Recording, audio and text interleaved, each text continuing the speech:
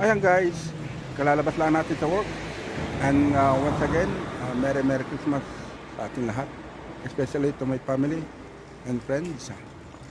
Ayan guys, ganito ang Pasko namin mga OFWs.